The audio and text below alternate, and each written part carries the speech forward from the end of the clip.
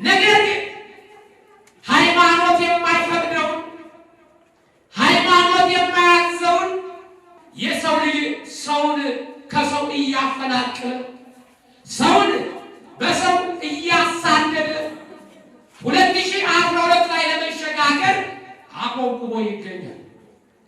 ይህንን 2011 እንዴት አድርገን ያለፍነው? 2012ን ከመቀበላችን በፊት አዲሱን ዓመት ከመቀበላችን በፊት መጀመሪያ እኛ አዲስ ሆነናል ወይ?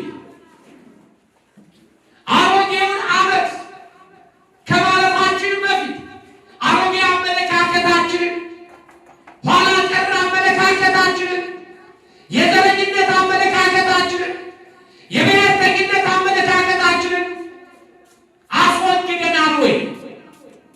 ጥያቄው እዚህ ጋር ነው። ያለፈው ዘመን ይበቃችኋል። እንደ ውሻ የተባላንበት፣ እንደ ውሻ የተናከስንበት ይህንን እኩይ ምግባር ይዘን ወደ 2012 መሸጋገር አይቻልም ወገኖች። በ2011 አንድ ብለን ገና መስከረምን ስንጀምር የመከራ የስቃይ ዘመን ብለን የጀመርነው ያ መስከረም የጀመረን ዛሬ ሲወር ሲዋረድ ወራቶችን ሁሉ ወንድሞቻችን እየቀበርን፣ በወራቶች ሁሉ ወንድሞቻችን እየተፈናቀሉ፣ በወራቶች ሁሉ ወንድሞቻችን ዘመዶቻችን እየተራቡ ኖረናል። ዛሬም አለ። እግዚአብሔር እንዲለመን እግዚአብሔር እንዲታረቀን ምን ማድረግ አለብን ካልን ያለፈውን ኮተታችንን ማራገፍ ያስፈልጋል። ወደዚህኛው ከመሻገራችን በፊት ወደ አዲሱ ዓመት ከመውጣታችን በፊት መጀመሪያ ራስን ማጽዳት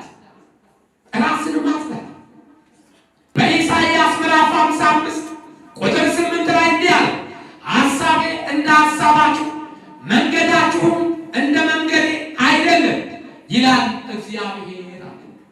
ሐሳቤ እንደ ሐሳባችሁ መንገዳችሁም እንደ መንገዴ ስላልሆነ በማስተዋል ተመላለሱ። በምን ተመላለሱ? በማስተዋል ተመላለሱ።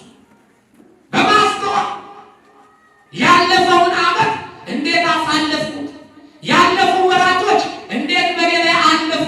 ምን በጎ ነገር ሰራው ብለን ልናስብ የሚገባ ነው። ያለፈው ዘመን ይበቃል። ሰዎች ከኖሩበትና ካደጉበት የተፈናቀሉበት ያለፈው ዘመን ይበቃል። ይህን አሮጌ ሾህ ይዘን መጓዝ ያለብን ይህ ኦርቶዶክስ ተዋሕዶ ሃይማኖት ብቻ ሳይሆን በኢትዮጵያ አለ የተባለ የሃይማኖት ተቋማት በሙሉ የሚመለከተው ጉዳይ ነው። ሁሉም በየእምነቱ ተቋማት እናስተምራለን፣ ሃይማኖተኛ እናደርጋለን ይላል። እኛ ምን እንላለን?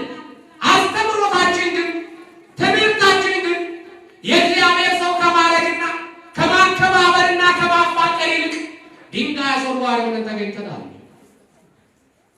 ትምህርቱ ምን ላይ ነው ያለው? ቤተ ክርስቲያን 24 ሰዓት ትጮኻለች። ህዝቡ ከመሰብሰብ ወደኋላ ብሎ ያቅም ይሰበሰባል። ነገር ግን መስማትን ይሰማል፣ ግን አያስተውልም። ቃለ እግዚአብሔር ይሰበካል፣ በልቦናችን ግን አይገባም። እንደ ኳስ ነጥሮ ይመለሳል ቃሉ። ስለዚህ ትውልድ ሊገራ አልቻለም። ከጊዜ ወደ ጊዜ እየተጣመመ መሄድ ጀመረ። እኔ አንዳንዴ ግራ ይገባኛል። እየሰበክን እያስተማረ ያለ ነው ምንድን ነው? ወደ እግዚአብሔር ተመለሱ ነው ወይስ ወደ ጥፋት እያልን ነው ላለው? ለምን ከሚታየው አንጻር ሲመዘን ባዶ ነው። የመምህራን ድካም ባዶ ሆኗል። ከድንጋይ መወርወርም አልፎ በባዕድ ሀገር እንደ ታሪክ እንደ ዜና እንሰማና እና የነበረ ሰው ሲታረቅ በሀገራችን ይታረቅ ጀመረ። ወንድም ወንድሙን የሚያርደው የውጭ ዜጋ ነኝ ራሱ ኢትዮጵያዊ የተባለ ወገኖች፣ ያለፈው ዘመን ይበቃል። ቃሉን ባለማስተዋል የሰማንበት ጊዜ ያለፈው ዘመን ይበቃል ወገኖች። ሰው ሰውን እያባረረበት ያለው ስለዚህ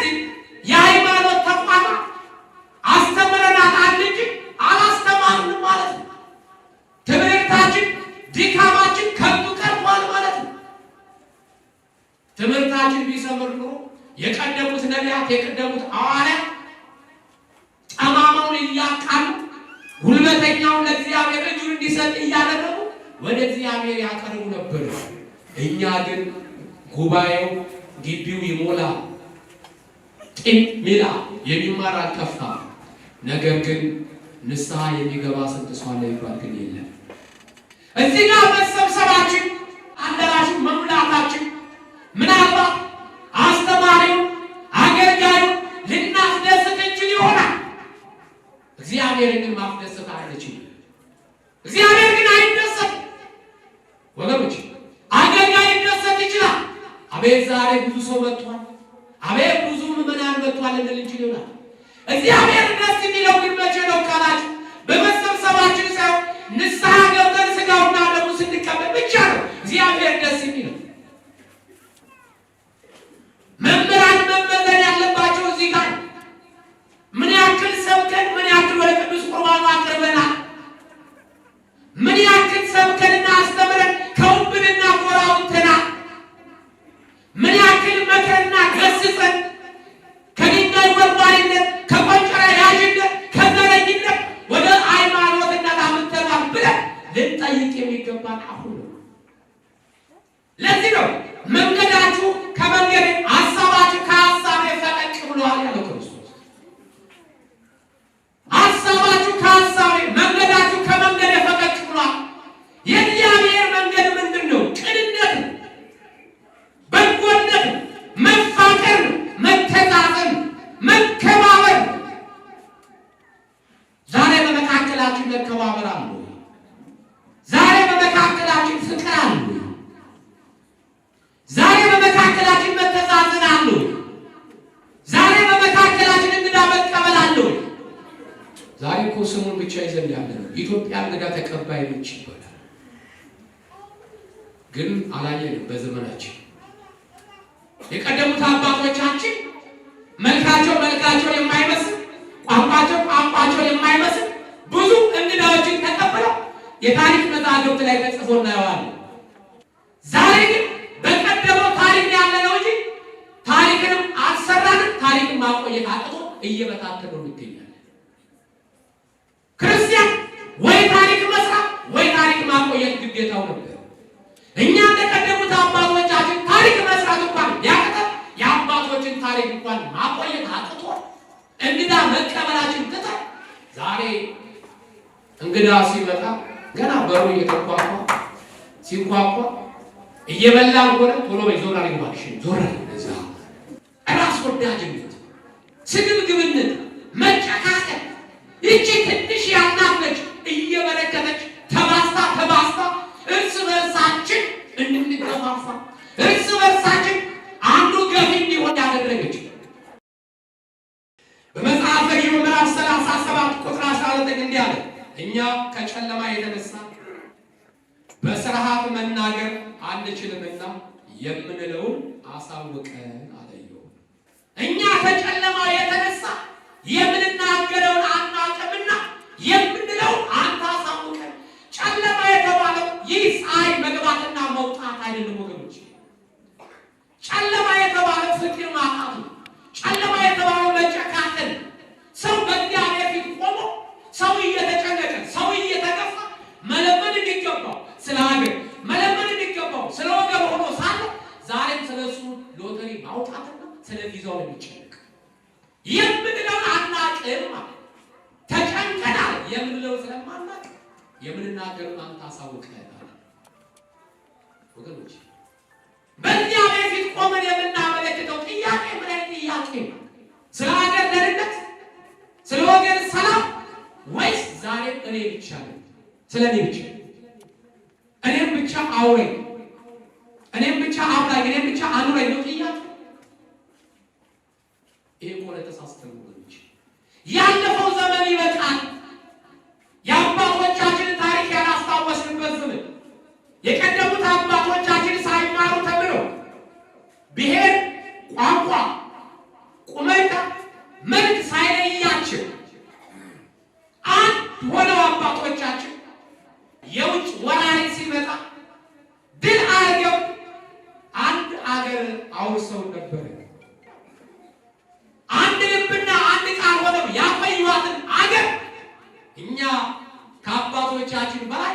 ተምረናል፣ እውቀት አፍርተናል ያሉ ሰዎች ግን አንድ ያረጓትን ሀገር ከመቀጠል ይልቅ ለዶሮ እንደሚበተን ስንዴ ሀገሯን ለመበታተን ምሁሩም ሊቃቱም ሁሉም ተነስቷል። ያለፈው ዘመን ይበቃችኋል። ከንቱ ነገር የተመኛችሁበት አንዱ ገፊ ሌላው ተገፊ፣ አንዱ አሳዳጅ ሌላው ተሳዳጅ የሆነበት ዘመን ይሄ ያሳለፍነው ዘመን። ስለዚህ ያለነው በጨለማ ውስጥ ያለነው ነጋ ብላለን ጨልሟል። ጊዜው ያለቀበት ሰዓት ላይ ነው። በዚህ ባለቀበት ሰዓት፣ በዚህ በጨለመበት ሰዓት ደግሞ መሰብሰብና መገኘት ያለብን የት ነው ከተባለ ቤተ ክርስቲያን። መክብብ ምዕራፍ 12 ቁጥር 1 እንዲህ አለ፣ የጭንቀት ቀን ሳይመጣ አለ በጉብዝና ወራት ፈጣሪን አስብ። የጭንቀት የመከራ የስቃይ ቀን ሳይመጣ፣ ስቃይ ጭንቀት መከራ ሲመጣ አይደለም ቤተ ክርስቲያን መቶ አውጣኝ አውጣኝ ማለት የሚገባው ወገኖች፣ አውጣኝ መባል ካለበት አሁን ነው። መሃሉ ዳር ይሆናል ይላሉ አባቶቻችን። ዳር ዳሩ ባዶን ቀርቷል። መሃሉ ነገ ጠዋት ዳር ሳይሆን ምንጩ የሚገባው ቢቻል መጮህ ካለብን አሁን ነው። የጭንቀት ቀን ሳይመጣ በጉብዝና ወራት ፈጣሪን አስብ። አሁን ነው ወገኖች። መጸለይ ካለብን፣ ማልቀስ ካለብን፣ መበከት ካለብን፣ ማባል ካለብን አሁን ነው። ባይደልን ነው እንጂ ሰው ወንድሙ ሲሞት እናቱ ስትሞት እሪ ብሎ ይጮሃል ወገኖች። እናትን ለመቅበርም ወንድምን ለመቅበርም ልጅን ለመቅበርም አገር ያስፈልጋል። ማህበር ለመደገስም ሰርግም ለማድረግም ክርስትናም ለማውጣትም አገር ያስፈልጋል። ነገር ግን አሁን ያለነው ምን ላይ ነው? ሰላም አለው። እንዲሁ ስንገናኝ ሰላም እንባባላችሁ። ሰላም እኮ ይሁን። ሰላም እኮ ከደፈረሰ ቆየ። በምድሪቷ ሳይሆን ገና የጀመረው መደፍረስ ከራሳችን ህሊና ነው። ሰላም እየጠፋ ይመጣው ጀመረ። እኔ አንዳንዴ የማይገባኝ እርቅ ይባላል፣ እናስታርቅ ይባላል። የተጣሉትን እናስታርቅ፣ የተለያዩትን እናስማማ። መጀመሪያ የተለያዩትን ከማስማማት በፊት የተጣሉትን ከማስታረቅ በፊት መጀመሪያ እኮ ግለሰቡ ከራሱ ጋር የተጣላ ሰው እኮ ሞልቷል። ሰው ከራሱ ጋር ተጣልቶ ነው ያለው። ነፍስና ስጋው ተጣልታለች። ነፍስ እንጹም፣ እንጸልይ፣ እንስገድ፣ ለእግዚአብሔር እንድር፣ ቃለ እግዚአብሔር እንስማ ባለች ቁጥር ስጋ ግን እንብላ፣ እንጠጣ፣ እንጨፍር እያለ እኮ ከእግዚአብሔር ጋር ሳንታረቅ እንዴት ሰው ማስታረቅ ይቻላል? ከእግዚአብሔር ጋር ሳንስማማ እንዴት ሰው ማስማማት ይቻላል? አይቻልም። ስለዚህ ከራሳችን ጋር እንታረቅ። ከዛ በኋላ ደግሞ ከእግዚአብሔር ጋር ለመታረቅ ሁላችን ማልቀስ ያስፈልጋል። እንደው ቢልልን ትንቢት ነውና ይላሉ አንዳንድ ሰዎች። ትንቢት ስለሆነ ይሄ እርስ በርስ እንደ ውሻ መባላት፣ መፈነቃቀሉ፣ አንዱ አንዱን መግደሉ የመጽሐፍ ቅዱስ ቃል ነው። ስለዚህ አይቀርም ይላሉ። እውነት ነው፣ አይቀርም። ነገር ግን ትንቢት እኮ ወገኖቼ ሰው ከጮኸ ሰው ካለቀሰ ይመለሳል። እግዚአብሔር ቢናገርም ቅሉ እግዚአብሔር ይራራ። ለዚህ ማስረጃችን ዮናስን ማየት እንችላለን። የኖሌ ሕዝብ ትንቢት ተነግሮባቸው ነበር። ክፋታችሁ፣ ምግባራችሁ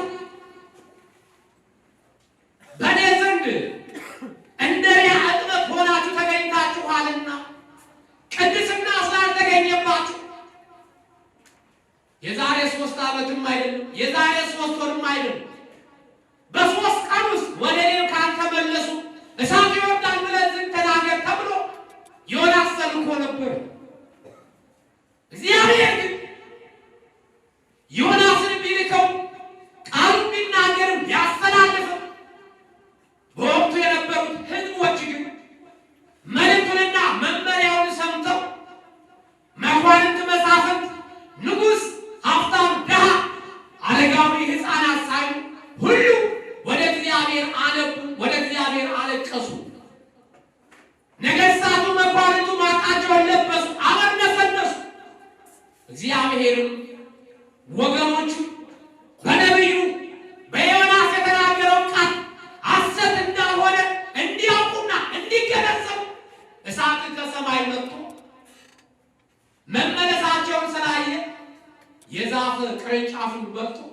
ዮናስም ሐሰተኛ እንዳይሆን እነሱ ነገ ጠዋት ዳግመኛ የተነገረው ትንቢት ሐሰት ነው ብለው ወደ ኃጢአት እንዳይሄዱ እሳቱ እያዩት ወደ ሰማይ ተመለሰላቸው። ዛሬ የመጣብን መከራ፣ የመጣብን ቁጣ፣ የመጣብን ቋንቋ ለቋንቋ አለመደማመጥ ወገኖች ወደ እግዚአብሔር ከጮህን የማይመለስ ነገር የለም። ልክ በሰሞነ ሕማማት ለስቅለት ካላንደር እንደሚዘጋው ሁሉ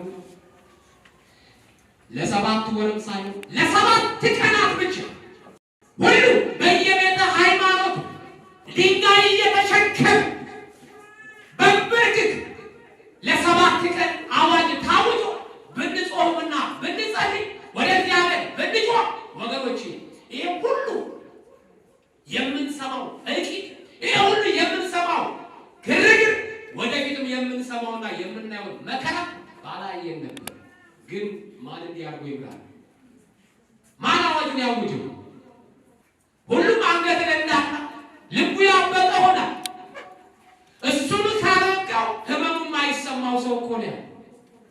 አሁን እዚህ ጋር መርፌ ብወጋ ስንት ሰው ነው ውስጡ ስሜት የሚሰማው? የለም። የመርፌውን ህመም ማቆኔ ብቻ ነኝ።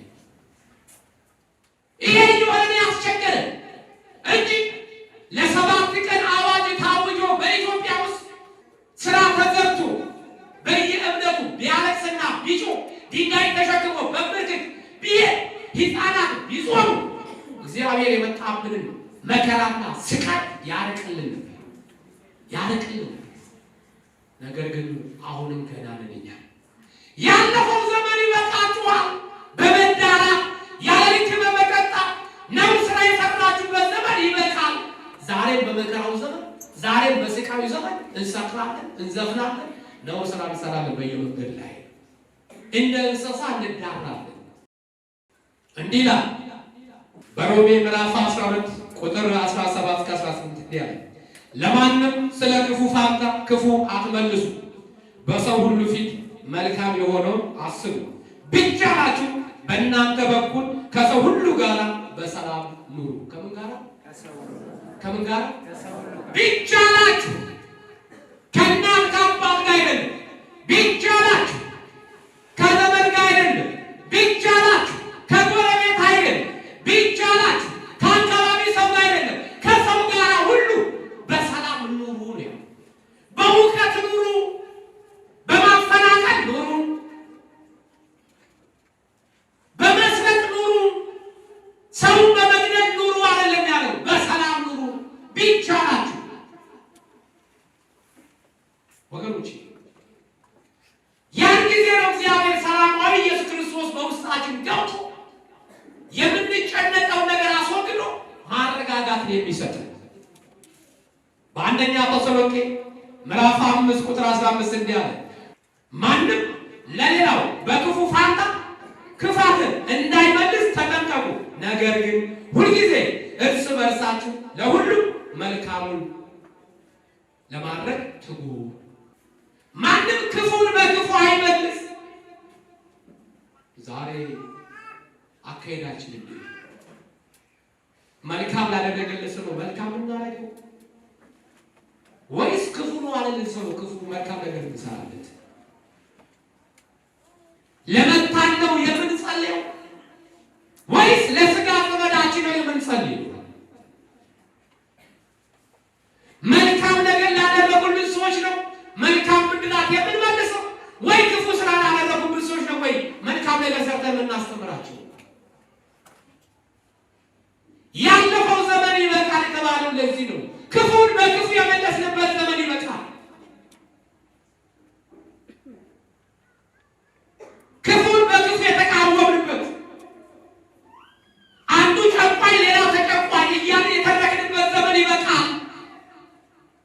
ወገኖች አባቶቻችን የቀደሙት አባቶቻችን ከገዛ አገራቸው ውጭ ሄደው ሰላምን እኮ አስፍነዋል። ሰላምን ኮሪያ ብንሄድ፣ ሩዋንዳ ብንሄድ፣ ሶማሌ ብንሄድ፣ ሱዳን ብንሄድ የኢትዮጵያ ወታደሮች ታፍነዋል። ዛሬ ግን ኢትዮጵያ ግን ሰላም ናፈቃት። ለሰዎች ሰላም እንዳልሰጠች ሁሉ ለሰዎች የሮ አባቶቻችን ደማቸውን አፍስሰው አጥንታቸውን እንዳልከሰከሱ ሁሉ ዛሬ ግን የአባቶቻችን ታሪክ ዘበቶ በቀረ ወገኖቼ። ዛሬ ኢትዮጵያ እንደገና ሰላም ናፋቂ ሆነች። ዛሬ ኢትዮጵያ የሚያረጋጋት ናፋቂ ሆነች። አባቶቻችን እንዳላረጋጉ የሰው ሀገር ከራሳቸውም አልፈው መረጋጋት ጠፋ፣ ሰላም ጠፋ። ዝም ብለን ብቻ ሰላም ሰላም ሰላም ይባላል። በየአዳራሹ በየትም ቦታ ላይ ብቻ ሰላም የምትባለው ቋንቋ እያቆለጳጰሱ ይቀርባታል። ፊደላትንም እነዛ 3 ፊደላት በነጭ ቀለም ይጽፏታል። በአንድ ላይ ይሰቅላሉ፣ ዘንባባ ያስራሉ፣ ነጭ ሪባን ያደርጋሉ፣ ነጭ ስካርፍ ያደርጋሉ፣ ነጭ አበባ ይዘው ይቀያየራሉ። ግን ሰላም ሊመጣ ግን አልቻለም። ሰላም ሊመጣ ግን አልቻለም ወገኖቼ። ሰላም ሊመጣ የሚችለው ወገኖቼ እንዴት ነው? አበባ በመቀያየር አይደለም። ነጭ አበባ ስለያዝን ነጭ ልብስ ስለለበስን አይደለም። ከላይ ነጭ ልብስ ለብስ ግን ውስጣችን ግን ተመርዟል በብሔርተኝነት፣ በዘረኝነት። ሰላምን ልናመጣ አልቻልንም። ይሰበካል ዓመቱን ሙሉ ሰላም ሰላም ሰላም ተባለ። ግን ሰላም ሲመጣ ላይ ምናልባት ሰላም የምትባል ሴት ካለች ሰላም ሰላም ትመጣ ይሆናል እንጂ ከእግዚአብሔር ዘንድ ያለው ግን ሰላም ግን አልመጣም። በእግዚአብሔር ዘንድ ያለችው ሰላም ግን ልትመጣ አልቻለም። ለምን? እዚህ ጋር ስለ ሰላም መድረክ ላይ ይወያያል። እሱ ግን ውስጡ ግን ያለው ብሔርተኝነት ነው፣ ዘረኝነት ነው ወገኖች። እንዲህ እየሆነ አይደለም ሰላምን ማምጣት የምንችለው። ሰው መጀመሪያ ውስጡን ሊያጸዳ ይገባዋል ከላይኛው ይልቅ። ሰው ፊትን ያህል እግዚአብሔር ምን ያህል ልብን ያህል ወገኖች። በአፋችን ሰላም እያልን በውስጣችን ግን ምላጥ የምንስል ስንቱ አለ። እዚህ ጋር ስለ ሰላም ይሰበሰባል፣ ወጣ ሲል ደግሞ ጎሳውን እየሰበሰበ ሁከትን የሚያውጅ እንኳን ወገኖች። ይህ አይደለም ወደ አንድ የሚያመጣል። እግዚአብሔር ሰውን እንፍጠራለን፣ በአርአያችን በምሳሌያችን ምን እንፍጠራለን? ምን እንፍጠራለን? ኑ ብሔርን እንፍጠራለን አይደል? ምንድን ነው ያለው? ኑ ምን እንፍጠር? ሰው እንፍጠር። በምናችን? በአርአያ በምሳሌያችን። ሰው ክቡር ነው ወገኖች። እዚህ ጋር ከምባታ፣ እዚህ ጋር ድህያ፣ እዚህ ጋር ስልጤ፣ እዚህ ጋር ሐረሬ፣ እዚህ ጋር ኦሮሞ፣ እዚህ ጋር አማራ፣ እዚህ ጋር ጉራጌ፣ እዚህ ጋር ትግሬ፣ እነዚህ ሁሉ የጠሯቸው ሰዎች አሪቼ እዚህ ጋር አቁሜ ብናያቸው ምንድን ናቸው? ምንድን ናቸው? ሰው። መነሻው ሰው ነው። በቃ ወገኖች ሰው ሰውን መሆኑን ትቶ ለምንድን ነው በቋንቋ የሚባል ነው? ይሄ ቋንቋ እኮ ቀድሞም የመጣው ለበረከት አይደለም።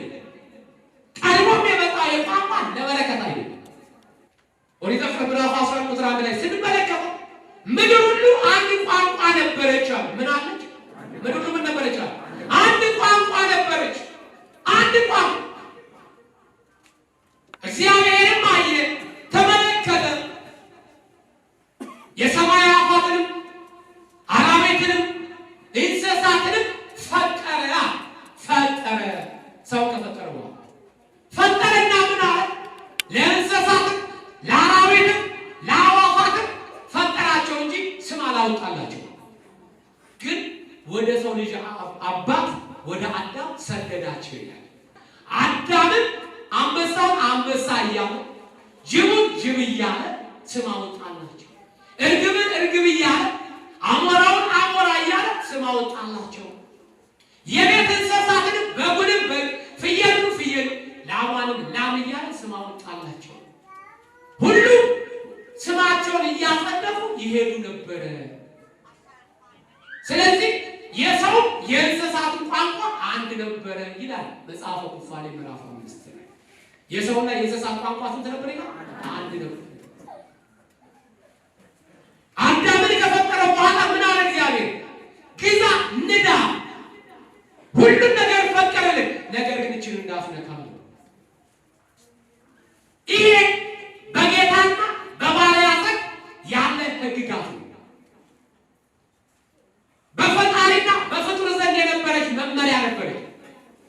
አዳም ትልቁን ሰፊው ነገር ተሰጥቶ ትንሿን ነገር ተመኘ። ዛሬ ብዙዎቻችን ብዙ ነገር ተፈቅዶልን ትንሿን ስንመኝ ነው እየወደቅን ያለው በኃጢአት። የተፈቀደው ነገር ያልተፈቀደው ስንፈልግ ከእግዚአብሔር እንወድቃለን። አዳምም የተፈቀደለት ያልተፈቀደለት ትንሿን ነገር ተመኘ። ያችን ነገር በበላ ጊዜ እነዛ አራዊቶቹ ስም ያወጣላቸው መልሰው ለሱ ጠላት ሆኑበት።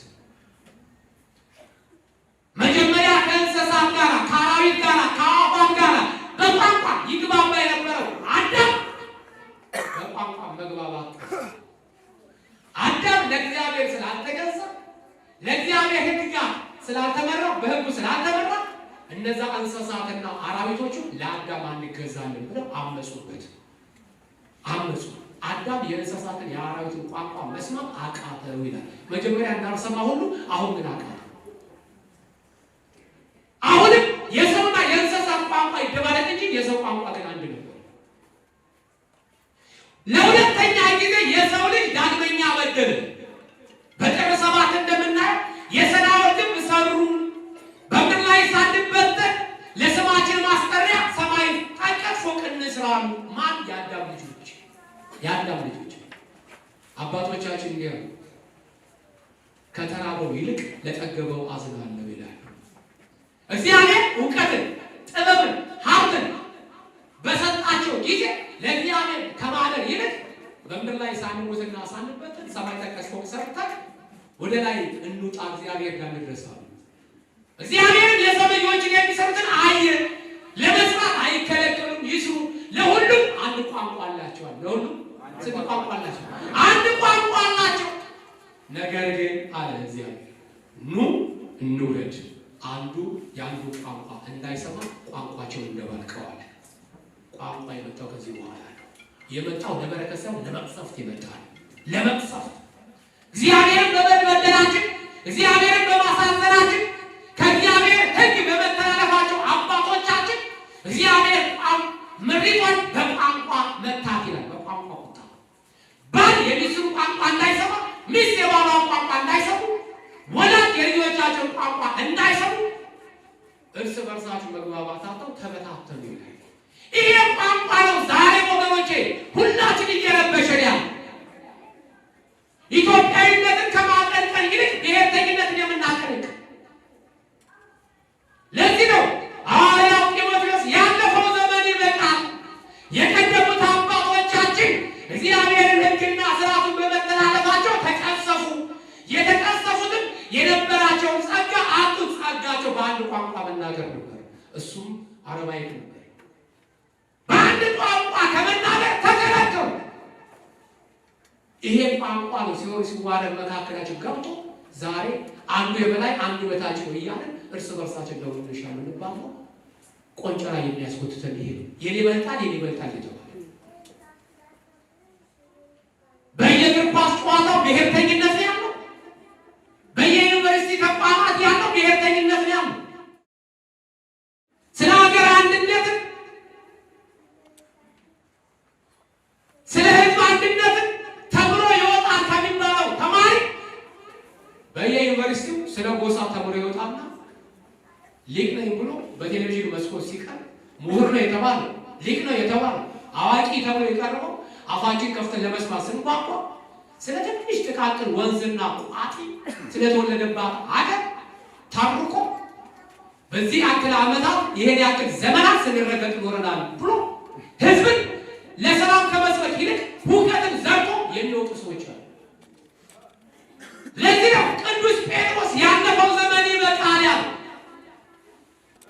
እርስ በርሳችን የማይረባ ነገር የተነጋገርንበት እኔ ብቻ ልኑር የምንልበት ዘመን፣ እኔ ብቻ ከኔ በላይ ማንም ሰው እንዳይኖር፣ ከኔ በላይ ብሔርተኝነት፣ ከኔ በላይ ብሔር መልካም ወገኖች፣ ብሔር መልካም። አሁን እኮ ያስቸገረው ዘረኝነት። ዘር ነው የምንመርጠው። ዘር ከማን ነው? እግዚአብሔር ሰውን ፈጠረ እኮ ነው ያለው። ዘራችን አዳም ነው። ወለድትን አብርሃምን የአብርሃምና የሳራ ዘር ትላላችሁ፣ ነገር ግን የአብርሃምና የሳራን ስራ አሰሩ ነው የተባለው። ስለዚህ ባካችሁ ወገኖች እንመለስ። ራስ ወዳጅ አሉ። ለዚህ ነው ሐዋርያው ያለፈው ዘመን ይበቃችኋል የተባለው።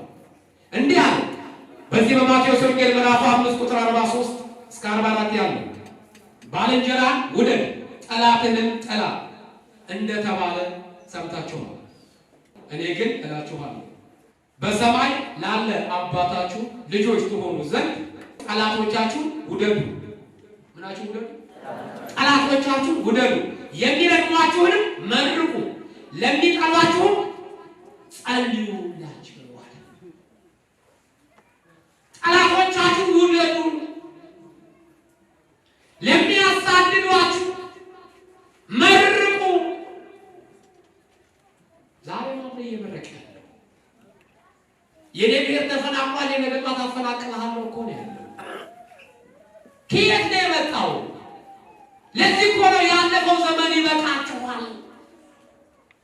ያለፈውን ዘመን በዋዛ በፈዛዛ አሳልፈናል። ጊዜው ሰዓት ወደ እግዚአብሔር መመለሻ ነው። ምን ሆነን አንድ ሆነን ለእግዚአብሔር ማገልገል። ምን ሆነን አንድ ሆነን ለእግዚአብሔር ማገልገል። ይሄን ክርዳት በመካከላችን ማስወገድ። አንድ ቀን እነዚህ ታያቸዋል። ስንት ጣት ናቸው? ስንት ጣት ናቸው? እነዚህ ጣቶች ስራቸው የሰው ልጅ በጋራ ማገልገል ነው። ማገልገል በአግባቡ እንዲያገለግሉ እግዚአብሔር ይፈትናቸው። ነገር ግን አንድ ቀን ይሄ አውራ ጣት ነገር አነሳ፣ በጠበጥ እኔ የበላይ ነኝ አለ። የምንድን ነኝ አለ? የበላይ። ይሄ እኮ ነገር ያስቸገረው። እኔ እናንተ እኮ መሀል ባንሆን እናንተ አትረቡም፣ ጥቅም የላችሁም ብሎ ሞራላቸውን አሽቅ። እንዴት እኔ ከእናንተ በልጣለሁ የምትለው አንተ በምንድን ነው የምትበልጠን? መረጃ አቅርብ አሉት። መረጃ አቅርብ ካላችሁ የሰው ልጅ ጽሑፉ እንዲያምር የማደርገው እኔ ነኝ አለ። የእንጀራ ጉርሻው እንዲያምር የማደርገው እኔ ነኝ። እኔ ከሌለው እንጀራ መጉረስ አይቻልም ማለት ይቻላል። እስካሁን በሀሳባችሁ ሞክሩ። አሁን አጥና አስወጡና እስክሪብቶ ሲጻፉ ይቻላል? ይቻላል? ሞክሩት። እንጀራ መጉረስ ይቻላል? ቆሎ መዝገን ይቻል ይሆናል።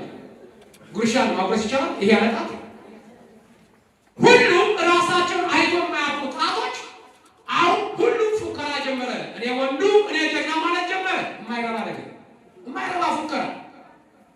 ይሄ ጣት ብድጋል። ማነው ይሄ ጣት? አቤት! ይሄ ማን ጣት? ሌባ ጣት። በማርያም አሁን ብቻ ይሄ ብቻ ነው ሌባ። ሁሉ ነገሩ ሌባ ሆኖ ሳለ ሌባ ጣት አለ። ይሄ አመልካች ጣት ብድጋለ። በፍጹም አለ እንደውም መከበር ካለብኝ መወደድ ካለብኝ እኔ ነኝ። እኔ ነኝ። እንድትወደድ እንድትከበር ከተፈለገ አንተም የሥራ ድርሻህን አቅርብ ማለት ነው።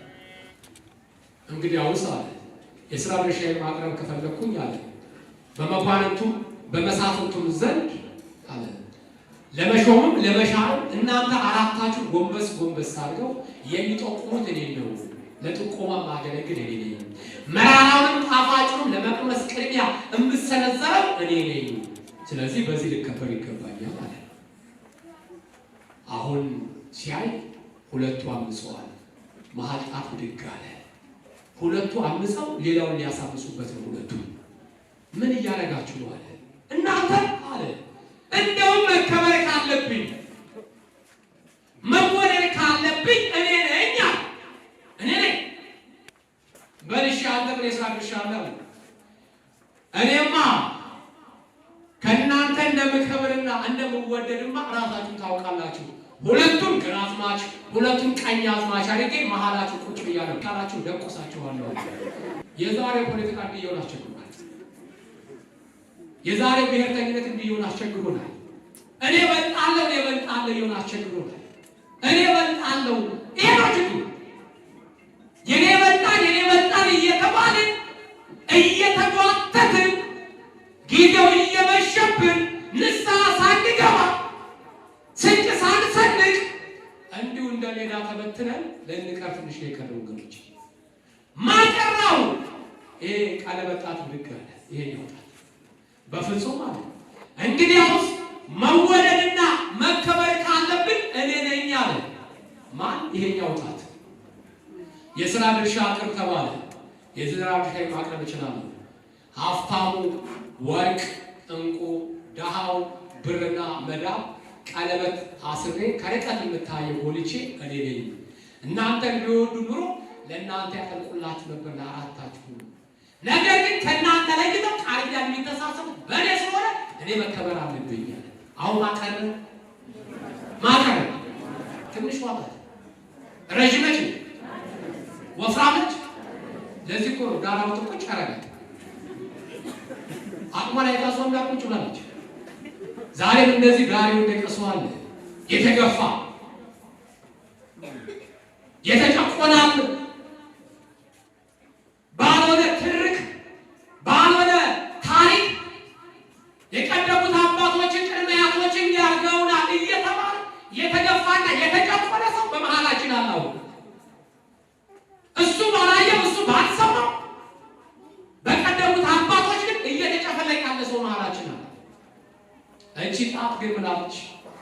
እንደ ሌሎቹ እንዳራቱ ጣቶች ጉራ መቸርቸርን አልፈለገችም። እኔ በልጣለሁ እኔ እሻላለሁ ብላ የሥራ ድርሻዋን ማጣት አልፈለገችም። ምን ፈለገች? ሰላምን ሰበከች፣ አንድነትን ሰበከች፣ ፍቅርን አስተማረች። ምን አለች? ኧረ እባካችሁ አለች። ኧረ እባካችሁ እንዳሁኑ ሳይሆን እንደቀደመው አለች። እንደቀደመው እንዳሁኑ ሳንለያይ እንዳሁኑ እኔ በልጥ ሳንባል እንዳሁኑ ሳንቆራረጥና ሳንገነጣጠል በፊት የነበርነው ሰላም ይሻለናል አለች። ይሻለናል የሰው ልጅ በአግባቡ እናገልግል። አሊያ ግን እኔ በልጥ የምንባባል ከሆነ ከንቱ ነው። አምስታችንም እኮ የበቀልነው በክንድ ላይ ነን። ክንድ አታስፈልጉም ነው ቆርጦ ቢጥለን የራሳችን ቦታ የለም አለች። እውነት ወይስ ሐሰት? እነዚህ ጣት በማን የበቀሉት? በማን የበቀሉት? ክንድ አሁን ደከማችሁኝ ብሎ ከበዳችሁኝ አላችሁ አላለ። ክንድ በመሸከማቸው እነሱም ይባላል። ዛሬም እግዚአብሔር ወገኖች ከበዳችሁኝ አላለ። ምሪቷ ሰፊ ነች። አገር የሚባለው ወንዙ ሸንተረሩ ተራራው ቋጥኙ አይደለም። አገርን አገር ያሰኘው ሰው እኮ ነው ወገኖች። አንተ አገር አይደለም አንተ ድንበር አይደለም ብሎ መገፋፋት ምን አመጣው እንዴ? ዛሬ ወገኖቼ በወንዝ ነው የምንጣለው፣ ድንበር ላይ በአፈር ነው የምንጣለው። በምን ዛሬ አስቸግሮ ተንቀሳቃሽ አፈርና ቋሚ አፈር እየተጣላ አስቸግሮ ተንቀሳቃሽ አፈር በቋሚ አፈር ይጣላል። እኔና እናንተ ተንቀሳቃሽ አፈር እኮ ነው ወገኖቼ። ለምትበላን አፈር እየተጋፋን እንዴት እንኖራለን? የተገፋፋንበት ዘር እየመዘዝን የተረክንበት ወንድም ወንድሙን የገደለበት ዘመን ይበቃል። ያለፈው ዘመን ይበቃል። ይሄን መጥፎ እርሾ ይዘን ወደዚህ እንሻገር አይገባል ወገኖች። 2012ን ከመቀበላችን በፊት መጀመሪያ ልንታረቅ ይገባል። ከራሳችን ሌላ ቀጥለን ከቤተሰብ ቀጥለን ከጎረቤት ቀጥለን ከአካባቢ ቀጥለን ከህብረተሰቡ ጋር ልንታረቅ ይገባል። በጎ ነገር እናስብ፣ በጎ ነገር እንመኝ፣ ለሀገራችን በጎ ነገር እንናገር። እግዚአብሔር በጎ ነገር እንድንናገር እሱ ይርዳል ወገኖች። ዛሬ እኮ አስቸጋሪ ነው። በአፋችን በጎ ነገር እንናገር። መዓት እያወራን መዓት እየመጣብን እስኪ በነገሮች ሁሉ ተመስገን እንበል። ተመስገን እንበል። ቢመርን ቢጣፍጥ ቢቆረቆረን ቢመቸን ተመስገን እንበል። ምን እንበል? ተመስገን እንበል። እግዚአብሔር ተመስገን ስንለው ፍቅር ያሸንፋል። ፍቅር ስላሸነፈው ከያዕቆብ ጋር ታገለ፣ ወደቀ። ማን መልቋም እስከሚነጋ ድረስ ታገለው። ማን? ፍጡርና ፈጣሪ ታገሉ። ስለምን? ስለ ፍቅር። ስለዚህ ተመስገን እንበል። ጤፍ 1,000 ብር ገባ እሪያል፣ አሁን ገባ 3,000። አሁንስ ምን ዋጠህ? ምን ዋጠህ? ጸጥ። ዳቦ ብር 50 ሲገባ እዝጊዮ ሁሉ ያላችሁ መጣችና ደግሞ ብር 50 ጨምራ ዘጭ መጣች። ራሷ 3 ብር አለች። አሁን ደግሞ እሷ ካለችበት የለችበት በለጠ። ገና ሲነኳት እንደ እንቁላል ቅርፍፍት ብላ የምታልቅ ሳይበሏት የምትወድቅ። ይህ ሁሉ የመጣው ተመስገን ባለማለታችን በማመራራችን አይታችኋል። የሌሊቱን አይታችኋል። እጅ የለው ሁለት እጅ ቆራጣ፣ እግር የለው እግረ ቆራጣ፣ ዓይን የለው ዓይኑ አያይ። ለምኖ መብላት ስላለበት ግዴታ ምን ያደርጋል? የሚመራው ሰው ይፈልጋል። የሚመራው ግለሰብ ደግሞ እጁን ይዞ ሰው መሃል እንዳይጎትተው እጁ ስለሌለው ወገቡ ላይ ገመድ ያስርና ሰው መሃል ይጎትተዋል በገመድ። ሰውየው ጭት ላይ ተመዳሪ ጎማ አስገብቶ መሃል ለማለት የተፋቀቀ ይሄዳል። ምን ይላል ግን? እግር አጥቶ እጅ አጥቶ ዓይን አጥቶ ተመስገን ተመስገን ላለው እኔ አላማርም ይብስታ መጣለህ አንተ ያልከብህም ይላል። እጅ ተቆረጠ፣ ዓይን ጠፋ፣ እግሬ ተቆረጠ ያላማርም። እጅ ተቆረጠ፣ እግሬ ተቆረጠ፣ ዓይን ጠፋ ብዬ ባማርክ ምናልባት ደግሞ ለምን የሙሉበትን አፍ ተዘጓዋል ማለት ነው። ወገኖች እኛ ስለ ጮህን አይደለም ስላማረርን አይደለም ነገሮች ሁሉ ሊሻሻሉ። እኛ ወደ እግዚአብሔር ስንመለስ ነው ነገሮች ሁሉ ወደ እኛ የሚመለሱት። ወገኖች ሰላማችን የሚመለሰው፣ በረከት የሚመለሰው፣ ጤና የሚመለሰው፣ ፍቅር የሚመለሰው እኛ ወደ እግዚአብሔር ስንመለስ ብቻ ነው። ወገኖች ያ ሲሆን ነው መልካምን ነገር ማድረግ የምንችለው። እንዲህ አለ ሁለተኛ ዜና ምዕራፍ 7 ቁጥር 14 ላይ እንዲህ አለ፣ በስሜ የተጠሩት ሕዝቤ ሰውነታቸውን አዋርደው ቢጸልዩ ፊቴንም ቢፈልጉ ከክፉ መንገዳቸው ቢመለሱ በሰማይ ሆኜ እሰማቸዋለሁ፣ ኃጢአታቸውንም ይቅር እላለሁ፣ ምድራቸውንም እፈውሳለሁ አለ። እግዚአብሔር ምድራችን ይፈውሳል። እግዚአብሔር ምድራችን ይፈውሳል። እኔ ሀብታም ነኝ፣ እኔ ባለስልጣን ነኝ፣ እኔ ከሌዘር ነኝ እያሉ ሳይሆን ራስን ዝቅ አድርጎ ቢጸልዩ አለ ቢጸልዩ ፊቴንም ቢፈልጉ ከክፉ መንገዳቸው ቢመለሱ። ከክፉ መንገድ ከአድመኝነት፣ ከጥንቆላው፣ ከሟርት፣ ከዘረኝነት፣ ከማፈናቀል፣ ከማሳደድ ልቦናቸው ተሰብሮ ቢመለሱ አለ በሰማይ ሆኜ እሰማለሁ። ቤት ሆኜ በሰማይ ሆኜ እሰማለሁ፣ ኃጢአታቸውንም እላለሁ አለ ይቅር እላለሁ፣ ምድራቸውንም እፈውሳለሁ አለ። እግዚአብሔር ይፈውሰን ወገኖች። ስለዚህ ልንመለስ የሚገባን ሆነ እግዚአብሔር እዚህ ጋር ምን ሰጥቷል? ማስተዛዘኛ መጽናኛ ቃል ሰጥቶናል። አሁን ከተመለስን ራሳችን ዝቅ ካደረግን ከዳር እስከ ዳር ከምስራቅ እስከ ምዕራብ ከሰሜን እስከ ደቡብ ሰላም የለም አይደል? ይሄ ሰላም ይመጣው ደግሞ ምንድነው? ራሱን በማዋረድ ዝቅ ካለ ወደ እግዚአብሔር ከጮኸ ባለስልጣኑ፣ አምባሳደሩ፣ የሃይማኖት መሪዎችም መምህራንም ሁሉ በእግዚአብሔር ፊት ካለቀስ ቅድም እንዳልኩት ድንጋይ ተሸክሞ እግዚአብሔርን ከተማጸነ በብርክክ ሄድን እግዚአብሔር የመጣውን ቁጣ ይመልሳል። ለምን? የመጣባቸውን ቁጣ እመልስላችኋለሁ፣ ምሪታውን እፈውሳለሁ ስላለ።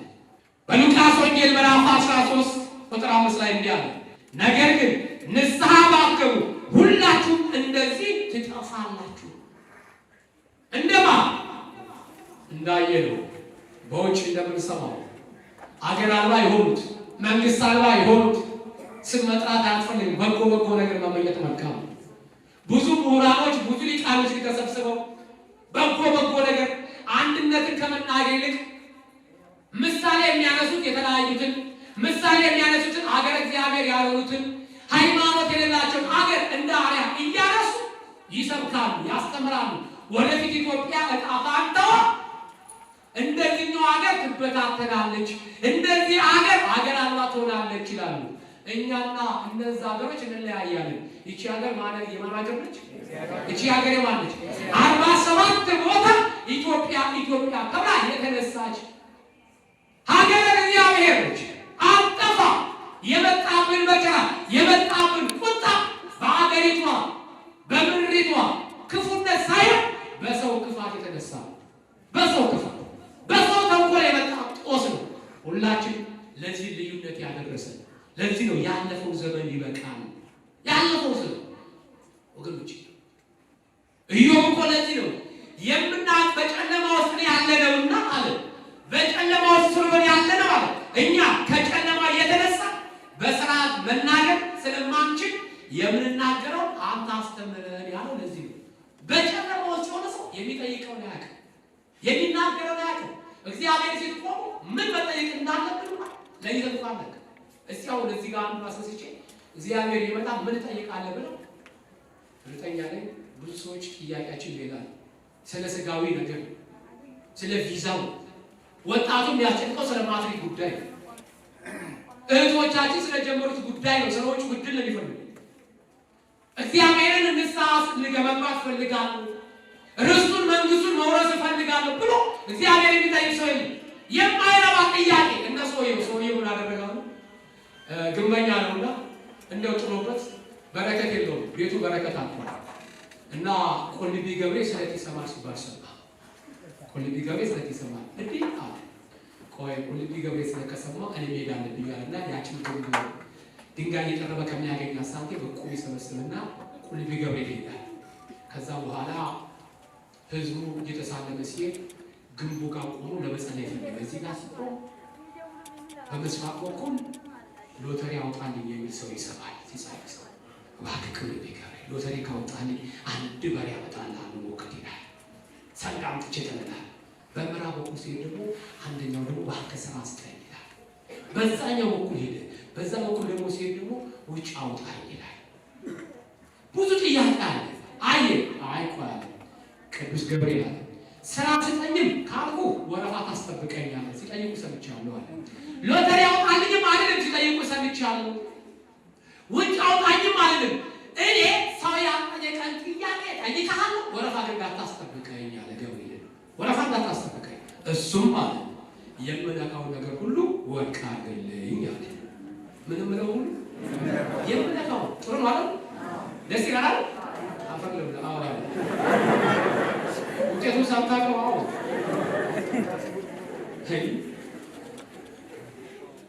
ከለታት አንድ ቀን ግንበኝነት ካባ ፈላጭ ነውና ድንገት ካባውን ሲፈት እውነትም የጠየቀው ነገር ሰመረለት ልክ ድንጋዩን ሲነካ ወርቅ ሆነ ደስታ ነው አፈሩን ሲነካ ወርቅ ቅጠል ሲነካ ወርቅ ዛፍ ሲነካ ወርቅ መዶሻው ሲነካ ወርቅ እንዲህ እያደረገ ጀመር ጣለቀ መድኃኒዓለም ማለት ወይኔ መድኃኒዓለም ምን አልኩ ምን አለች ቀን ዛሬ ባትመሻለ ምን አለ ባትመሽ እንዲሁ ሁሉ ነገር ወርቅ አድርጌ ለዘር ማንዘር ባስቀምጥ ምን አለበት እያወረበረበ ወደ ቤቱ ሄደ ቤቱ ገባ በይ ዛሬ ከመጠን በላይ ተደስቻለሁ ደስታዬን በኋላ ደግሻለሁ ስለደም ስለዋልኩኝ እንኳን ምግብ ልበላ ውሃ እንኳን በከንፈር ያልዞረ ስለዚህ ቶሎ በይ እንበላውን አምጪልኝ አላት ከዛ እንጀራ በወጥ ቀረበና አብረው ቁጭ አሉና ልክ ጁስ ሰደድ ሲያደርገው እንጀራው ሆነ ወርቅ አለ ውሃውን ለመጠጣት ብርጭቆ የሚይዘው ምን ሆነ እሱ ወርቅ ሆነ ሚስትየዋ ደነገጠች ምንድን ነው አለችው አይ የምነካው ነገር ወርቅ አድርግ ብዬ ነበር መድኃኒዓለም ግን ምን አለ ይሄን እንኳን ቢተውልኝ አለ ምን አለ ይሄን እንኳን ቢተውልኝ አልሆነም ነገሩ ከዛ በኋላ ቆይ አለ ሚስትየዋ አቅላ አሁን እንግዲህ አንተ በጠየቀው ጥያቄ መሰረት ነገሩ ተብላሽቶባል እኔ ምርጎኛል ስለና እንጀራ ቀረያ ብሩስ ታረሱ ባሳው ሃይ ከዛ በኋላ ይና ቆይ ስሚኝ አለ አንድ ዘሬ መጣልኝ አንድ አሳብ ምንድነው እሱ ይሁንሽ የምነካው ነገር ሁሉ ወርቅ ስለሚሆን አንቺ በረከቱኝና አውሽኝ አለ ጥሩ ዘሬ ነው በረከቱ ነሽ አውሽኝ ከዛ በኋላ እንጀራውን ቆረስ ወጡን ጠቀስ አረጋግና ጭቃ ቤት ሲነሰት ታውቃላችሁ በረከት ሆና ልስም በረከት ሆና ልስም ችግርማ መጠጋት አይቻልም ማለት ችግር ከዛ በኋላ እየጠገበ መሄድ ጀመረ እየጠገበ ሄደ ከዛ በቃኝ አለ በቃ እንዴ ነገ ጉልበት እንዲሆን መብላት አለብህ ትደክማለህ አረባክሽ በቀኝ ይላል ይሸሻል ሸሻል ያለው መጨረሻ ከግድግዳው ጋር ተጣብቆ ቀረሱ ከዛ በኋላ አረባክሽ በቃኝ ሰው መብላት አለብህ አንቺ በቃሽ ነው ለካ ቢያረጋ ምን ሆነች እሷ ወርቁን አቀረችው ደረገጠና ወይኔ ሚስቴ ብሎ ሲያለቅስ እጁን ራስ ለቆች ያረጋ ምን ሆነ ቀረ ለዚህ ነው እዩ በጨለማ ውስጥ ያለነውና የምንጠይቀው ስለማናውቃል የምንጠይቀው አንተ አሳውቀን የምንጠይቀው ስለማናውቅ በፊት ቆመን መጠየቅ የሚገባን እንኳን አናውቅም ምን መጠየቅ እንዳለብን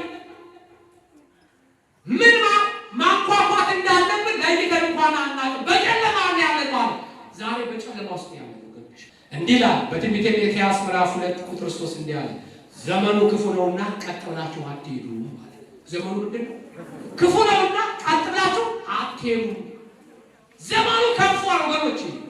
አሁን የምንጨፍርበት፣ አሁን የምንበላበት፣ አሁን ዘመን መጣ ብለን የምንፈረጥዝበት ዘመን አይደለም። ክፉ ዘመን የፊታችን ያለው ስጋው አልቆ አጥንቱ ላይ ያለ ነው ወገኖች።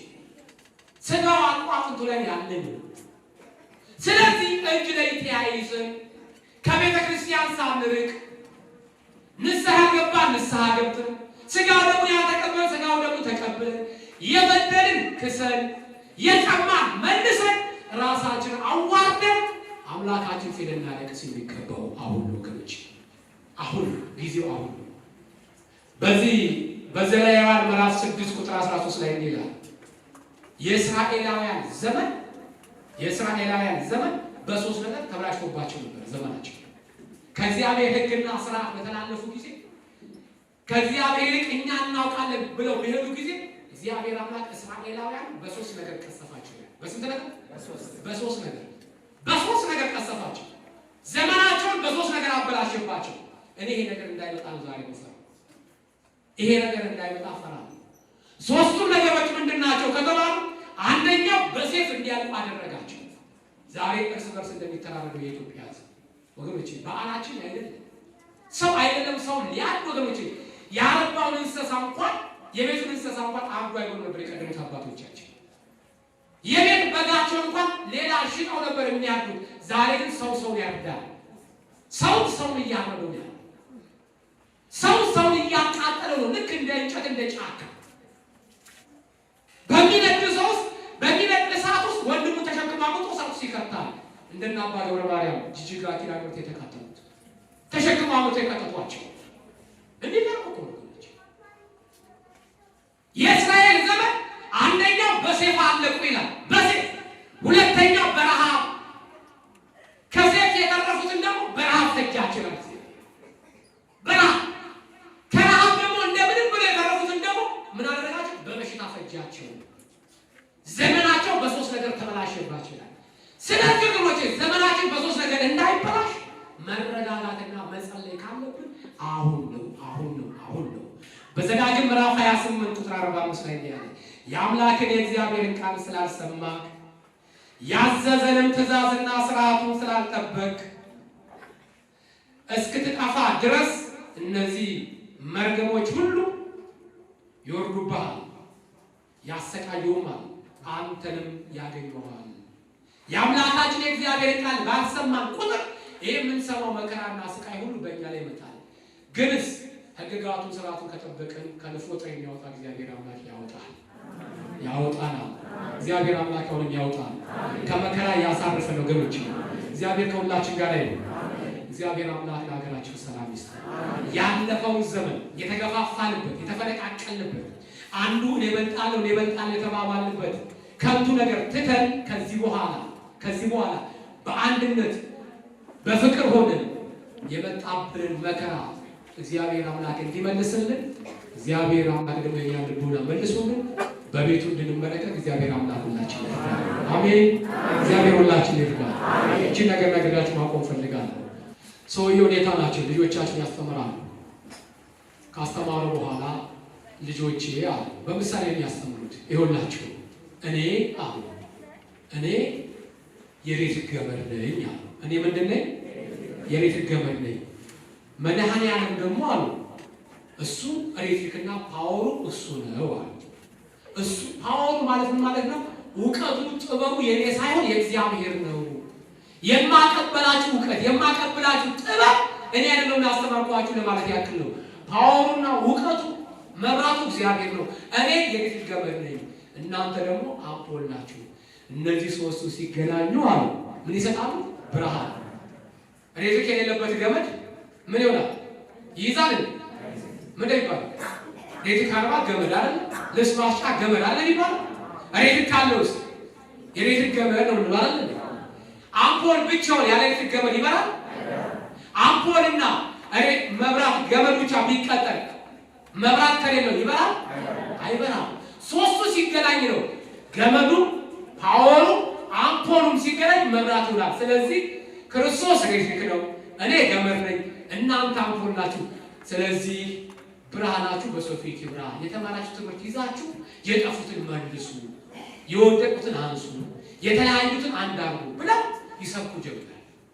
በመካከላቸው አምፖል መሆኑ ኤሌክትሪክ ገመድ መሆኑን የማያውቅ እንቅልፍ ጥሎበት የተኛ ሰው አለ። ዝም ብሎ ያንኮራፋል። ዛሬ በሀገራችን ያስቸገራት እንደሚተኛ ነው ሰው ያስቸገራል። ያንኮራፋል። ተማሪ ተንኮለኛ ነውና እጁን አውጣ እኔ ጋር አለ። አቤት ጥያቄ አለኝ ጠይቀኝ አለ። እርሶ ኤሌክትሪክ ገመድ፣ ክርስቶስ ፓወር፣ እኛ አምፖል፣ ሶስቱ ሲገናኝ ብርሃን ይሰጣል ብለዋል። ይሄ መሀላችን ተኝቶ የሚያንኮራፋው ምን ይባላል አሉ። ምን ይባላል? አባታችንም ለመርሱ አዘገዩ። ምን አሉ? ተውት፣ እሱ የተቃጠለ አምፖል ነው። ስለዚህ ወገኖች ይሄ ዘረኝነት የሚያቀነቅን ብሔርተኝነት የሚያቀነቅን ሰው ፊቱ የተቃጠለበት ሰው፣ ኢትዮጵያዊነቱ የተቃጠለበት ሰው፣ አንድነቱ የተቃጠለበት ሰው፣ ከእግዚአብሔር ጸጋ የራቀ ሰው። ስለዚህ ብርሃናችን እንዳይቃጠል ብርሃናችን በሰው ፊት የብራት ነውና ብርሃናችን እየበራ መንግስቱን ርሱን እንድንወርስ እግዚአብሔር አምላክ ይርዳል። ሀገራችንን ከጥፋት ሰው ከስደት ይጠብቅልን። አባቶቻችን ካህናቶችን ታቦትን ከመንበሩ አያርቅብን። የቅዱስ ሚካኤል ጥበቃና ምልጃ አይለየን። ወስብሐት ለእግዚአብሔር።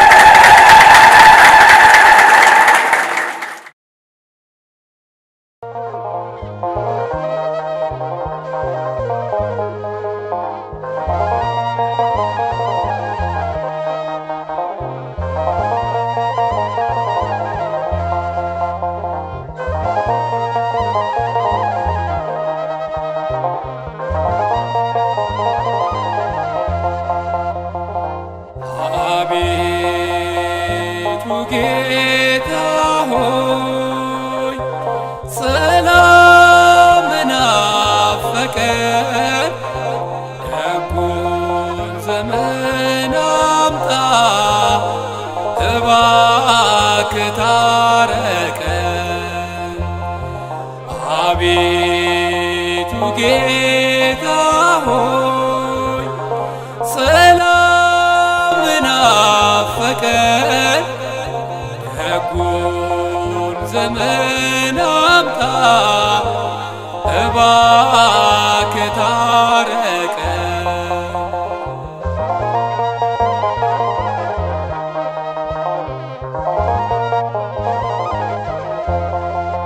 ምድር ተሸብራ ሰላሟ ደፍርሷል፣ መተሳሰብ ጠፍቶ ዘረኝነት ነግሷል። ክንድህን ዘርጋና ሞገዱን ገስጸው፣ ስለ እናትህ ብለህ እሳቱን አብርደው። አቤቱ ጌታ ሆይ ሰላም ናፈቀን፣ ደጉን ዘመን አምጣ እባክህ ታረቀን።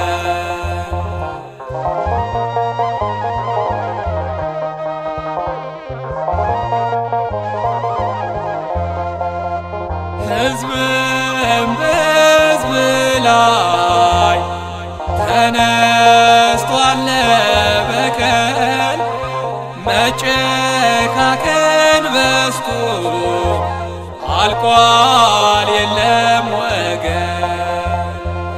አሸናፊ አንተ ነህ ሁሉ የሚቻል፣ ክፉን በመልካም ቀይረው እባክህ። አቤቱ ጌታ ሆይ ሰላም ናፈቀን፣ ደጉን ዘመን አምጣ እባክህ ታረቀን።